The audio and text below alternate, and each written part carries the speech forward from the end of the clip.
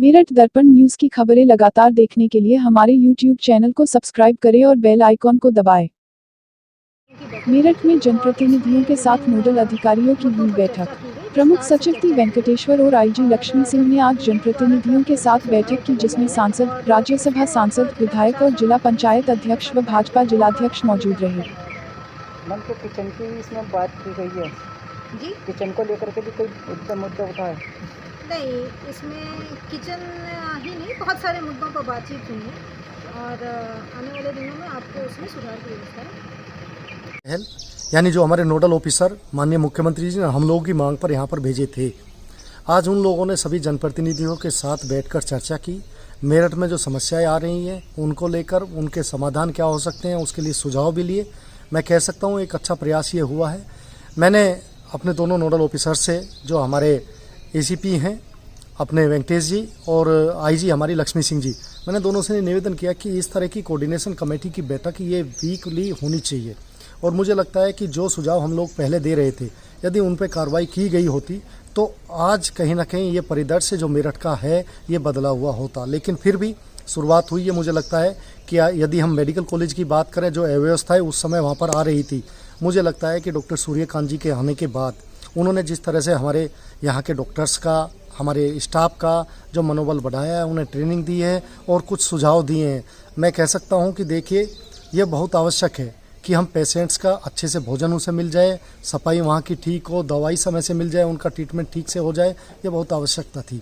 और मुझे लगता है कि आज मैंने जिस तरह से विषय चल रहे हैं, राशन वाले विषय पर भी मैंने बात की है कि क्वारंटीन सेंटर पे भी ठीक से हम लोग वहाँ पर भोजन की व्यवस्था करें, सफाई की व्यवस्था करें। यदि हम किसी को भी क्वारंटीन सेंटर बनाते हैं तो उसे अधिग्रहित करने से पहले हम लोग, प्रशासन उसे अपने उसमें ले, उससे पहले वहाँ की व्यवस्था ठीक कराने की बहुत आवश्यकता है। वहाँ पर सफाई ठीक से हो, वहाँ की टॉयलेट्स की सफाई हम लोग पहले से ही करा दें, वहाँ मच्छर की समस्या ना हो, विंडो हम लोग ठीक कराएं। तो मैं कह सकता हूँ इसी तरह से हमने इंडस्ट्रियल एरिया जो हमारा है उसके लिए मैंने कहा है कि हम लोगों ने जो छूट दी हैं, जो पास दिए हैं, या जो अनुमति हमने इंडस्ट्रियों को चलाने की दी है, मुझे लगता है अभी उसमें बहुत कुछ आवश्यकता है कि हम लोग आपस में विचार विमर्श करके उन्हें ठीक से छूट दें। मुझे लगता है कि अभी, क्योंकि उद्योग बंधुओं के साथ और प्रशासनिक लोगों के साथ ठीक से वार्ता नहीं हो पाई है, इसीलिए मुझे लगता है कि अभी हमारी औद्योगिक इकाइयाँ ठीक से शुरू नहीं हो पा रही हैं, उन पर अभी और काम करने की आवश्यकता। और मैंने ये भी कहा है कि जिला, हमारे जनप्रतिनिधि, औद्योगिक बंधु और हमारे प्रशासन के लोग एक साथ बैठें और उसमें सुझाव भी दें। इसके अलावा मैंने गांव के जो हमारे किसान हैं, उन किसानों के लिए जो दूध की समस्या आ रही है, दूध की सप्लाई और पराग जिस तरह से दूध नहीं ले पा रहा, मैंने उसके लिए भी कहा है कि पराग दूध वहाँ से ले, जिससे कि किसान जो आज बहुत कम रेट पर दूध वहाँ बेचने के लिए कहीं ना कहीं परेशान हो रहा है, मुझे लगता है कि उस पर ध्यान देना चाहिए। मंडियों में भी कुछ मेरी जानकारी में आया था कि वहाँ पर आलू, प्याज, टमाटर, इस तरह से आढ़तियों के यहाँ पर वो अभी बंद है। उसके लिए मैंने कहा है कि आप जो भी व्यवस्था हो, इनका सामान वहाँ से निकल जाए, जिससे कि इनकी वो सामान खराब ना हो।